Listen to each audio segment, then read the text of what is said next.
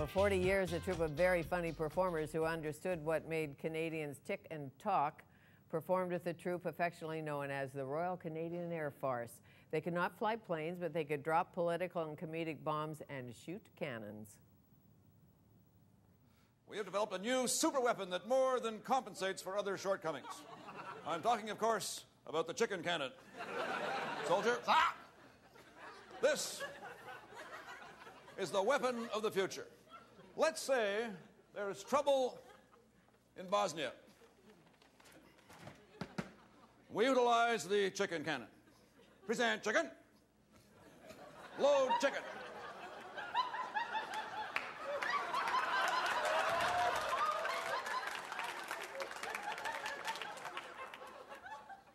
Chicken cannon loaded and ready, sir. Fire!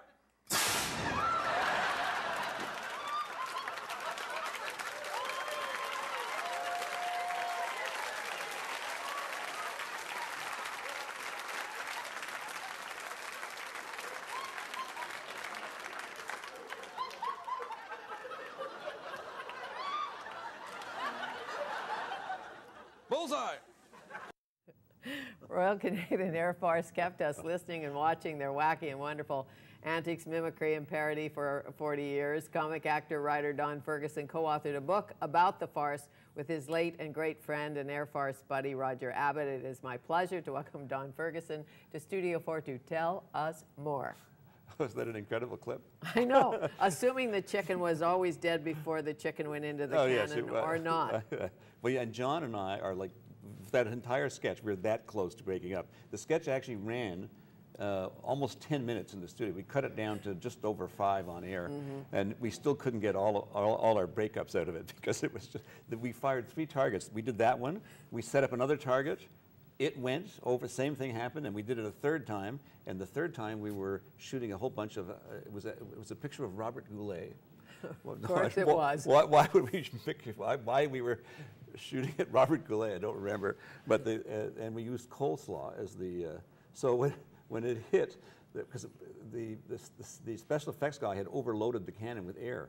So every time it hit, stuff went flying all over the place. There was coleslaw all over the set. It was hilarious. So had you been to Kentucky Fried or something to get a little coleslaw side and they're out of chicken or what? Oh, we just decided to vary it to be a little, be messier. Who invented that cannon? Well, it came about almost by accident. Our 2 writers, Rick Olson and Gord Holtom, came up with the idea for this sketch. The cannon actually existed at CBC Special Effects. What happened is they were sitting around talking to our special effects guy one day and said, you know, we don't use you very much on the show every week. Like, what do you do in weeks when all we have is a fire in a fireplace or something? Like, what do you do with your time? They said, well, you know, there's always cleaning up to do in the shop because the special effects shop is in the basement at CBC. And they have, you know, chemicals and stuff, and you know they can build things. They've got the tool-making machines, and he said, you know, it's always a mess. There's always things to clean up, and every so often, though, if we're bored, you know, we'll just put a rubber chicken in the air cannon and fire it across the room they're in. And they went, what? Tell us more. Can we see it? So we brought them down. It had actually been used as a prop on a drama that they had done about World War II or something. It was yeah. And so before they kept Paul Gross. Yes, yeah, Yes. yeah. And they kept it, and anyway, it became the chicken cannon, and when the audiences loved it, I mean, it's so stupid. It's so stupid and so great, but it may have been the model for the potato gun. Maybe. You know, they have those potato guns. That's right, yeah. Because you can shoot those across the lake on a sad night or a boring night. So take me back to your beginnings in Air Farce. It all began in a Quonset hut or something? Well, kind of, yeah. It was. We started in the Curtain Club in Richmond Hill, which was. It sounds like, and we, you know, the Curtain Club sounds. Than yeah, exactly. It was. And we used to get mail from listeners in the early days, the first season or 2, who were wondering about. We're coming to Toronto, and we're wondering if we can get tickets to see your show. We'd love to go to the Curtain Club, and they clearly had an image in their mind of something out of the movies from the 1930s or 40s. You know, of a. I don't know, sitting at tables with little lamps on them, and everybody wearing tuxedos, and the show. Velvet curtains. That's right, and the actors up on a little stage doing their thing. And what it was actually, it was literally a Quonset hut. It was, you know, one of those steel things that had been, I guess, it was probably war surplus at some point. And the theater seats were leftover seats from a demolished movie house. And it was a little amateur theater company that had this facility. And our radio producer, Ron Soloway, in fact, I had dinner with him last night here in Vancouver. He said that first year, I only found this last night, he actually personally rented the facility with his own money because CBC wouldn't give him any money to rent it. Probably not, but he did see the possibilities. Oh, he sure did. Were you called the Jest Society then, or were you Air Farce then? How did that come together? We just became Air Farce at that point. We had been Jest Society for a couple of years before that. And we were an improvised comedy troupe, and we used to ask, we had a first half of the show we planned, and the second half of the show we would improvise. We used to end the first half by asking the audience for suggestions. What would you like to see us do? And people always shouted out stuff that was in the news. Obviously, I guess that was what was on their mind. Sure. So that kind of led us to doing topical comedy. And we didn't plan it, it just happened. And on the radio you did go. Yes. On the radio you did go. On the radio, we had a great time. Yeah. And do you still pinch yourself to this day that you had so much fun doing crazy things and got paid to do it? No, you got it right on the money. That's it's the kind of thing we'd look at each other occasionally and we'd say, "Can you believe it? They're paying us." It's like we never have to grow up. You know, we're still making jokes. We're still having fun. We worked hard, but nobody laughed at work more than we did. I'm sure not. And you did work hard because at one point you're doing radio and television. When I say you, Roger Rabbit, the late great, fabulous pal of yours, yourself, Lou Bagoy, who else? John Morgan, who's also, he passed away a few years ago. And for radio, for most of it, Dave Broadfoot. Right. Yeah. Then he went on to solo. That's right. Not in the plane, but yes. On the shows. Yeah. He was, well, he was such a great stand-up comedian. He's just, you know, people, and if, I'll tell you about Dave, if you ever have dinner with him, I don't know if you ever had, he's very serious. And he talks about poverty in the world, and he talks about political crises in Rwanda, and he's talking about, you know, the European meltdown of the euro. And then he goes up on stage, and people, they look at him and they go, "It's just the guy I had dinner with," you know. It can't be the same. That's right. But as you know, good comedians know what's going on in the world. The Ron James, that's right. Jameses of the world. Yeah. They're historians. They get it. How do you make jokes of something you don't understand? Well, it depends on your material. I mean, a lot of comedians do, very good ones, just do what we call observational humor. You know, have you ever noticed that when you go to pick up a fork, it always points the wrong way? You know, that kind of thing. You know, but the ones that are doing anything to do with contemporary events in the world, you have to be well informed. The Jon Stewarts. That's right. Yeah. Yes. And the Colberts and all of that, and then there's Seinfeld. Yes. Or Bill Cosby. He used to talk about Jell-O and that's the other end of it. Yeah. You're a keen sailor. Yes, Rumor I am. has it. Yes, I have. I haven't sailed recently.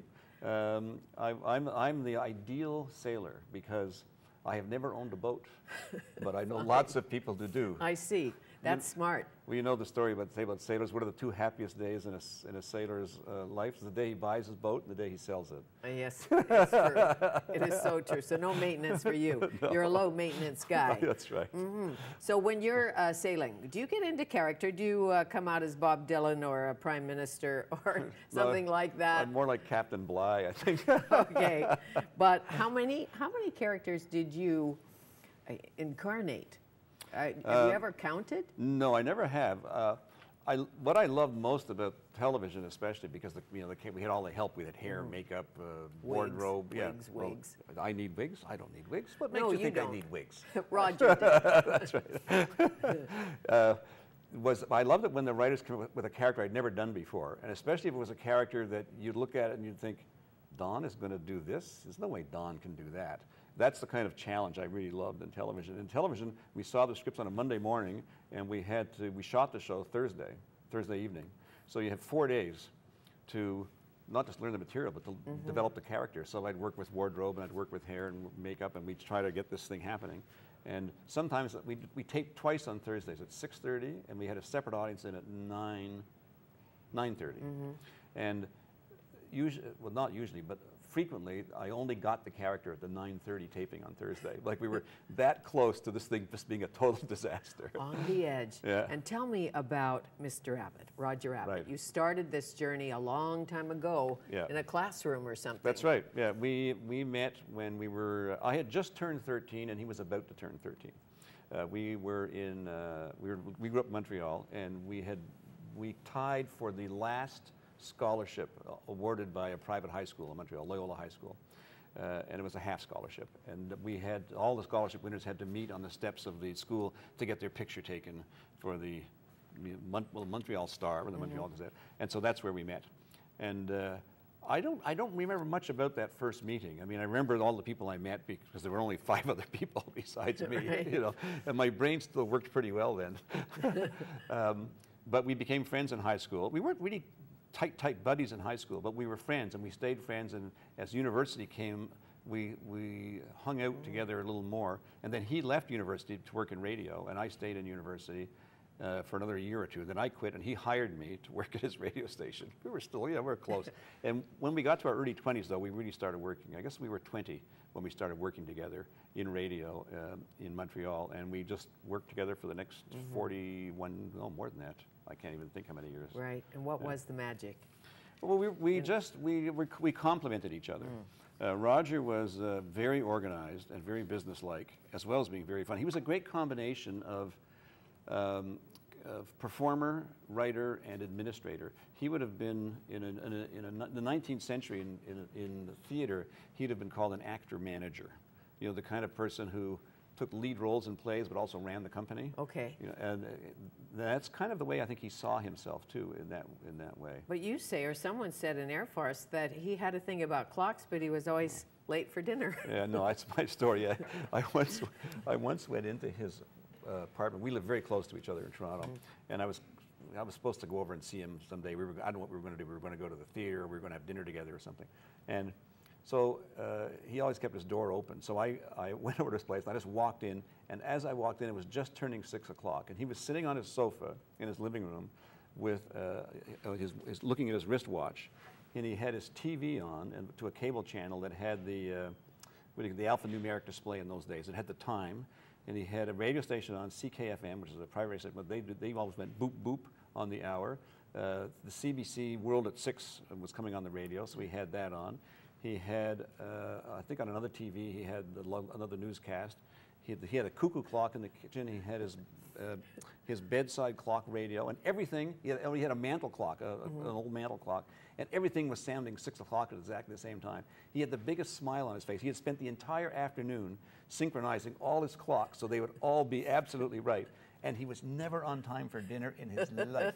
We used to say dinner was 8:30. We'd tell him to come at 7, and he'd show up at 9. A good shrink would tell you that's a controlling person, but who knows? No, he was. Oh, absolutely. He was? Oh, yeah. Okay, He liked to they be in say, charge. How can I control you? I'll be late for dinner. You watch me. He liked to be in Okay, charge. Don Ferguson, our guest, along with the late and great Roger Abbott, has written a great book about Air Farce, 40 years of flying by the seat of our pants. We'll come back.